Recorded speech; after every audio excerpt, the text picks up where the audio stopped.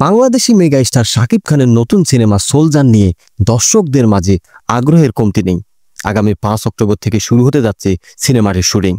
এর আগে গত 3 অক্টোবর সিনেমার ফাইনাল লুক সেট ও ফার্স্ট লুক পোস্টারের ফটোশুট সম্পন্ন হয়। এদিকে শাকিব খানের অফিসিয়াল ইউটিউব চ্যানেলে পূর্বের সিনেমাগুলোকে ছাড়িয়ে যাবে সোলজার শিরোনামে একটি ভিডিও প্রকাশিত হয়। প্রায় 2.5 মিনিটের এই ভিডিওতে সোলজারের নির্মাতা সাকিব ফাহাদ সিনেমাটি নিয়ে তার ভাবনা এবং পরিকল্পনার কথা তুলে ধরেন। সাকিব ফাহাদ বলেন, আমরা সোলজারের কাজ শুরু করতে যাচ্ছি, সেখানে আমাদের মেগা স্টার শাকিব খান অভিনয় করছেন। আমরা একটা দেশপ্রেমের গল্প তৈরি করার চেষ্টা করছি। নির্মাতা বলেন, আমরা চাচ্ছি উনি যেন দেশের সাধারণ মানুষের প্রতিনিধি হয়ে ওঠেন, যাদের চিন্তা, যন্ত্রণা আর স্বপ্নের প্রতিচ্ছবি সোলজারে ফুটে উঠবে। শাকিব খানকে নতুনভাবে উপস্থাপন করার লক্ষ্যেই এগোচ্ছে টিম সোলজার। শাকিব ফাহাদ আরো বলেন, গত 3-4 বছরের শাকিব ভাইকে যেভাবে দেখেছি, এবার তাকে সম্পূর্ণ ভিন্নভাবে প্রেজেন্ট করতে চাই।